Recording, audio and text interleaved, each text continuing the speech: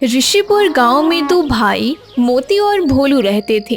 मोती बड़ा था, उसकी शादी हो चुकी थी, लेकिन भोलू की अभी तक शादी नहीं हुई थी। भोलू छोटा होने के नाते घर का सारा काम करता रहता। वो अपने बड़े भाई और भाभी की बातें कभी नहीं टालता था। एक दिन मोती के घर से उसकी पत्नी के लड़ने की आवाज बाहर तक आ रही थी। देखिए जी, मैंने आपको इतनी बार कहा है कि अपने छोटे भाई को इस घर से निकालिए। मैं उसकी नौकर नहीं हूँ जो उसके लिए खाना बनाती रहूं। एक तो आपका खाना बनाना, ऊपर से आपके भाई का भी। अगर उसको यहाँ से भगा दिया तो इतनी सारी संपत्ति जो है ना, वो हमारी हो जाएगी। फिर उसका कोई हिस्सेदार भी नहीं रहेगा। तुम ऐसा क्यों बोलती रहती हो? वो मेरा भाई है। माँ बाप के गुजरने के बाद उसकी जिम्मेदारियां तो मुझ पर ही आएंगी ना। और उसने तो आज तक कभी तुम्हें कुछ बोला भी नहीं, चुपचाप अपना काम करता रहता है।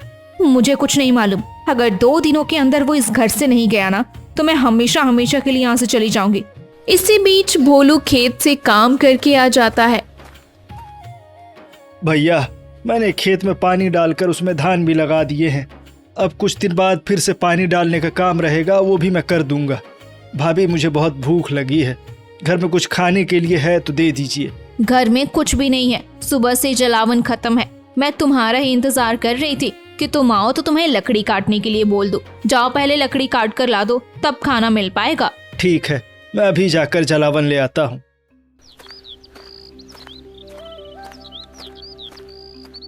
तुमने झूठ क्यों बोला? खाना तो घर पे पड़ा हुआ है, फिर भी तुमने झूठ बोला कि घर में कुछ नहीं है।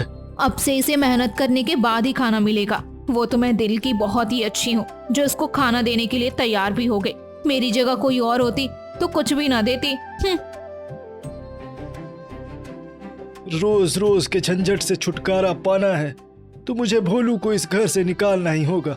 और वो अगर चला गया तो सच में मेरा फायदा तो है ही, उसकी भी सारी संपत्ति मेरी हो जाएगी।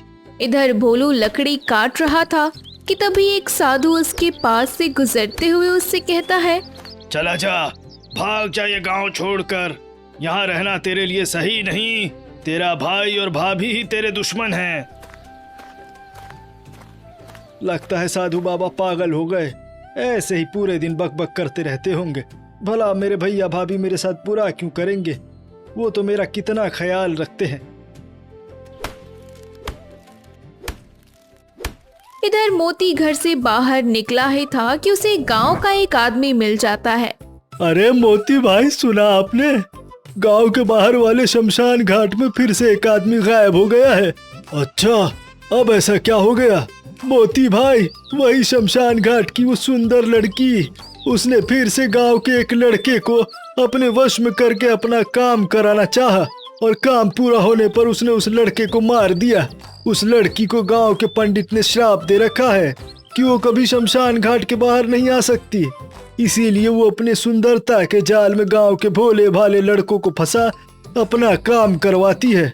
ध्यान रखना। गांव का आदमी वहां से चला जाता है। मोती को अपने भाई से छुटकारा पाने का आइडिया मिल चुका था। भोलू भी लकड़ी काटने के बाद जलावन सिर पर लिए वापस आ ही रहा था कि तभी घर पहुंचने पर। क्या हुआ भैया, आप अचानक से रो क्यों रहे हैं? किसी ने कुछ कहा क्या? क्या बताऊं भोलू, मेरा जीना ही बेकार है। उधारी का बोझ इतना है कि हर रोज लोग घर पर आकर ताना मारते हैं। मेरी वजह से तेरी भाभी को उल्टा सीधा बोल कर जाते हैं। भैया, हमारे पास इतनी जमीन है, आप उसको बेचकर सारा उधार चुका दीजिए। क्या फायदा इतनी जमीन रखने का? नहीं, जमीन तो पिताजी की निशानी है, उसे मैं कैसे बेच दूं? मैंने उनसे वादा किया था कि कुछ भी हो जाए जमीन कभी नहीं बेचूंगा। मेरे पास एक उपाय है, तुम गांव के बाहर वाले शमशान घाट चले जाओ। वहाँ दीवार किनारे मैंने और पिताजी ने सोने की टोकरी छुपाई थी, तुम उसे ले आना। तब तक मैं भी कुछ जुगाड़ देखता हूँ। ठीक है भैया, आप परेशान मत होइए, मैं अभी जाकर शमशान घाट से मटका लेकर आता हूँ।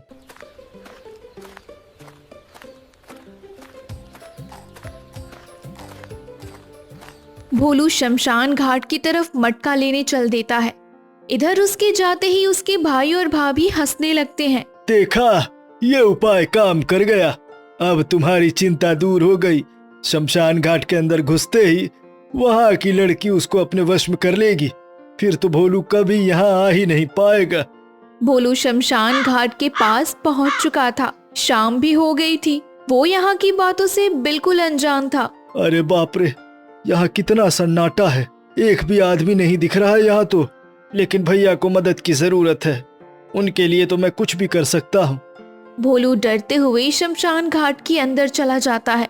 वो रुककर दीवार का किनारा देखने लग जाता है जहाँ मटका गड़ा हुआ था। वो इधर उधर देख ही रहा था कि तभी एक लड़की की रोने की आवाज आने लग गई।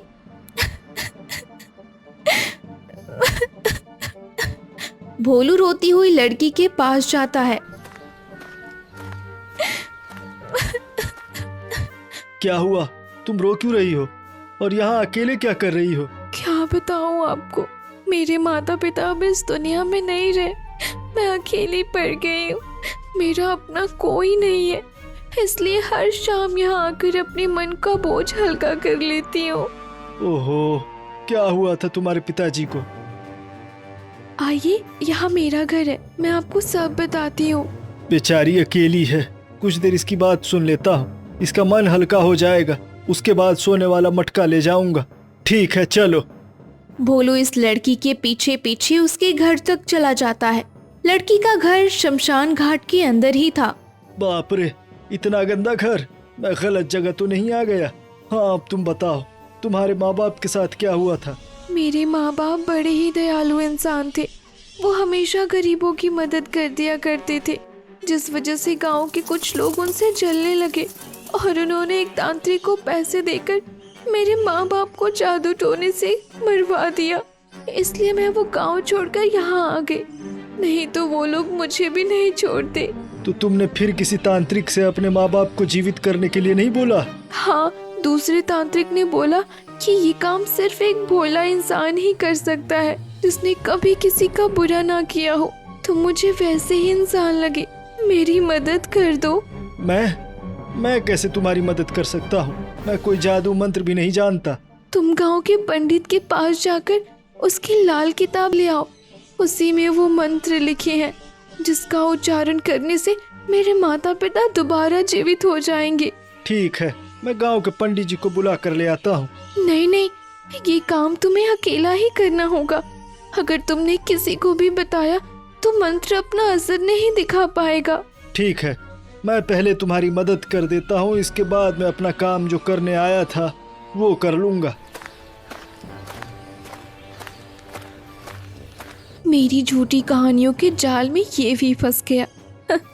अब ये जैसे ही किताब लाएगा उसमें से मंत्र उच्चारण कर मैं पंडित के श्राप से मुक्त हो जाऊंगी। उसके बाद मैं शमशान घाट से बाहर भी जा सकती हूँ। भोलू रास्ते भर सोचते हुए जाता है कि पंडित के यहाँ से लाल किताब कैसे गायब करे। पंडित के घर पहुँचने पर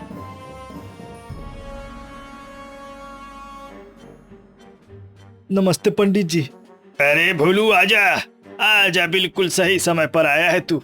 बैठ, मैं जरा जल्दी से जाकर बाजार से सब्जी ले आऊं। चलो, अभी तक मेरी किस्मत साथ दे रही है। जल्दी से किताब ले यहाँ से चला जाता हूँ। जब तक पंडित जी आएंगे तब तक यहाँ आकर किताब वापस भी रख दूंगा। भोलू लाल किताब लेकर पंडित के यहाँ से चला जाता है। तभी दूसरी तरफ रास्ते में अरे जल्दी जल्दी में पैसे लाना तो भूल ही गया, दोबारा वापस जाकर पैसे ले आता हूँ।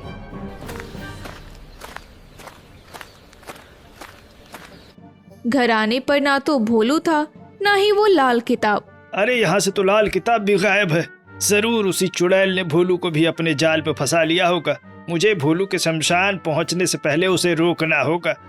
पंडित भागते हुए भोलू के शमशान पहुँचने से पहले ही उसे रोक लेता है। भोलू, ये किताब मुझे दो। तुम ये किताब इस लड़की को नहीं दे सकते।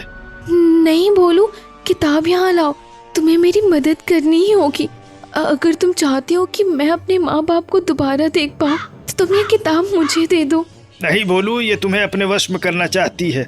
इसके कोई माँ बाप नहीं मरे, ये झूठ बोल रही है।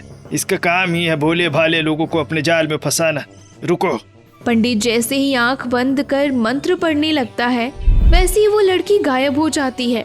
देखा, ये कोई लड़की नहीं बल्कि एक बूढ़ी औरत है जो कई सालों पहले मर चुकी है।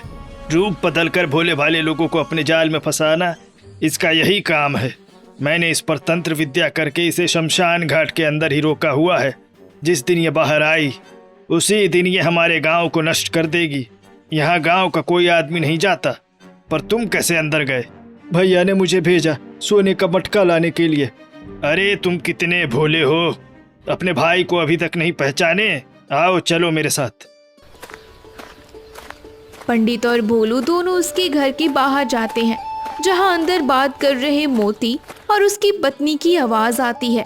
जाओ मेरे लिए खाना लेकर आओ। अब तो तुम्हें सिर्फ 2 लोगों का ही खाना बनाना पड़ेगा। चालाकी से भोलू को भगा, मैंने तुम्हारा काम आसान कर दिया। भैया, मैं कहीं नहीं भागा हूँ। मुझे आपकी सच्चाई पता चल चुकी है और पंडित जी को भी। देख मोती, अब एक ही उपाय है कि चुपचाप सारी संपत्ति का बंटवारा बराबर कर ले, नहीं तो अदालत में मैं भोलू के लिए सारी गवाही देकर आऊंगा। इससे तेरे पास कुछ भी नहीं बचेगा। पंडित के डर से मोती अपने छोटे भाई भोलू के साथ अपनी संपत्ति का आधा आधा हिस्सा कर लेता है।